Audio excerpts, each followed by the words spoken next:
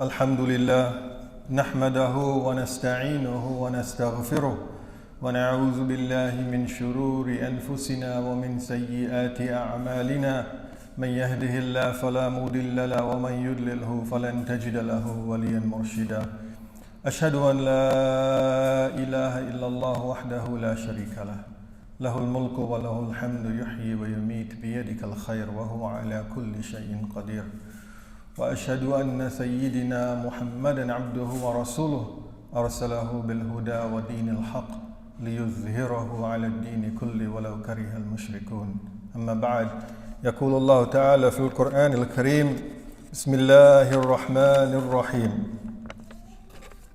ظهر الفساد في البر والبحر بما كسبت أيدي الناس ليذيقهم بعد الذي عملوا لعلهم يرجعون صدق الله العظيم. Beloved brothers and sisters, Jumma Mubarak to all of you. Welcome here this Friday. The verse of the Quran in Surah Al-Rum that Allah subhanahu wa ta'ala reveals to our blessed Prophet sallallahu alayhi wa sallam, ظهر الفساد في البر والبحر. Zahara means you will see, become manifest, corruption in the sea and on the land, or on the land, barri wal bahr, on the land and the sea. Bima kasabat aydin nas, because of what mankind, because of what people do. لِيُذِيقَهُمْ بَعْدَ الَّذِي عَمِلُوا لَعَلَّهُمْ يَرْجِعُونَ, that he may let them taste, meaning us, let them taste some of what they have done, so they'll reap the fruits of their actions, that perhaps they might return. لَعَلَّهُمْ يَرْجِعُونَ, meaning return to Allah, which is a theme in the Quran. There's a theme in the Quran of returning to Allah, turning away from wrong, tawbah, and returning to Allah subhanahu wa ta'ala. When you turn, it's tawbah is when you make that physical turn. You stop doing things that are wrong. And yarji'un Allah, you return to Allah subhanahu wa ta'ala. And at the larger level, we're all returning to Allah. We're at different stages. Allahu a'lam. Allah knows your state, knows your health, knows where you are in relation to your return to your Lord. No one can, I can't look at anybody, you can't look at me, nobody can look at each other and say, he's 10 degrees closer, 5 degrees closer, he's 99% there. Don't know. Allahu a'lam. That knowledge is not shared by anybody. Right? And so this verse of the Quran focuses on the term fasad, which recurs in the Quran time and again in various contexts, in various subjects. But here Allah subhanahu wa ta'ala talks about ظهر الفساد في البر والبحر, that you will see manifest on the land and in the sea corruption. Now what is this corruption? Fasad means basically decadence. It could mean injustice. Oppression also means oppression, fasada, right? Ifsad is when people transgress against the ordinances, against the commands of Allah subhanahu wa ta'ala. Fasad is the inevitable outcome. What will happen as a result of human rebellion against Allah subhanahu wa ta'ala is fasad fil ard, fil barri wal bahr. Barri means same thing as land and sea. Same thing will happen. That's the result. And so in the context of climate change, right, this is the subject that our president alluded to in terms of now it's time to vote. Right? And so all the politicians, right, they come along and they make promises to you. They're going to fix this, they're going to fix that, they're going to do this, they're going to do that. I'm not telling you how to vote. I might give you wrong advice. That's your opinion, whatever where you want to go with your vote. To vote, though, is an important thing in our democracy, in our society. So, however you want to express that, it's up to you. I'm just here to share with you our outlook from our perspective. Because when people tell us things like climate change is real, there are many people who say it's not real. And so what we're finding is that in the world, even forget the world, like we could go to the world, I could tell you about what's going on in China and so on and so on. Right here in Brampton, in Peel region, according to the statistics, and the numbers don't lie, in the last 80 years, now 80 might seem like, oh, that's way beyond my lifetime, but since they started counting these things, that temperature has gone up in Peel region, well, we live in Brampton, part of Peel region, by 1.75 Celsius. Which means that this summer we witnessed, if you live here in Brampton, I'm assuming most of you, if not all of you, live here in Brampton or Peel, somewhere in Peel. We saw more intense days of heat, which means that in July, even 2 nights ago or a night ago, I can't remember, there was a huge storm.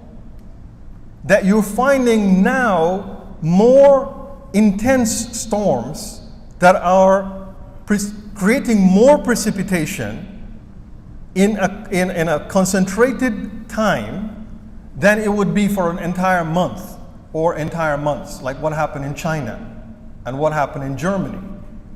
In China and Germany, they had more rainfall in 1 hour, in one 24-hour period than they would in an entire year.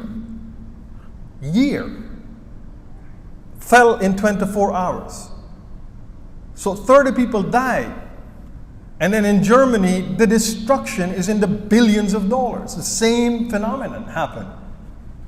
Hurricane Ida. So we're looking at these things, we have to put them in perspective. What is going on here? You know, a couple of years ago, and the corruption on land we see, by the oppression of men, armies going into countries, bombing and killing people, left, right, and center. Nobody talks about it, right? The drone programs, nobody talks about that. In terms of corruption, that's all corruption. If you read the books of our classical scholars, in terms of warfare, they're pale compared to the books on warfare and the literature that we're reading today. A person who studied Islam and was a scholar of even war, because war is a part of human existence, it would be inconceivable for them to develop an instrument of war, a weapon of war that would kill indiscriminately anyone. How can you bomb a building or attack someone and kill someone? You don't even know if that person is enemy or friend, child or adult, female or male. You don't know who you're fighting. You don't see your enemy, you don't attack. You see your enemy, you fight the enemy that you have in front of you. So our scholars, with the books that we have and we read in terms of the fiqh of jihad, let's call it that, or qital or fighting, don't even have anything that resembles modern warfare. And then in the corruption on the sea, you know, before environmental and climate change, they used to say the corruption on the sea was piracy. That the pirates basically don't respect the law of the sea. They don't have law. And so these fishermen are like, what's happening here? How can we feed our family? We're starving. They go out further and further and further. They can't catch anything. And so they reacted. This is corruption of the sea, pollution of the sea. And so this is what Allah subhanahu wa ta'ala is talking about, that these things will come back to bite us. And in one beautiful, Surah Luqman, his advice to his son, and I just want to share that with you. He said, وَلَا تَمْشِي فِي الْأَرْضِ مَرَحًا. The commentaries don't say, because this is in Arabia, this is in Medina, there's wells, so there's water, but it's still the desert, it's still the Arabian Peninsula. There's not like water that we have, you turn on the tap today, you take a long shower, right? Wasted.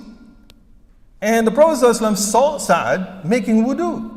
And in the estimation of our blessed Prophet ﷺ, Sa'ad was using too much water. And so he said, Sa'ad, why are you wasting water? And what did Sa'ad say? Sa'ad said, Ya Rasulullah, how can there be wastage in making wudu? Ablution, to pray. It's an ibadah. It's a part of, you can't pray without wudu. So wudu is essential to prayer. So wudu is a part of the prayer. It's essential. It's, it's one of the fard. Your prayer is not valid if you pray knowingly without wudu. And so he's asking the Prophet ﷺ, he's like, he's baffled. I'm doing a good thing, Ya Rasulullah. How can I be wasting water making wudu? And the Prophet ﷺ see Dal Hamra.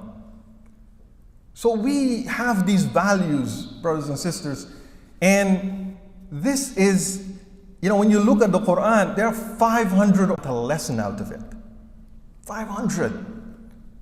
So our teaching is very clear when it comes to these kinds of issues of environmental climate change, environmental degradation, preserving the environment, learning from what the Quran tells us we should do into the area of the Great Lakes, meaning there will be a migration from the south to the north. And so even if we're not here, our grandchildren will be here.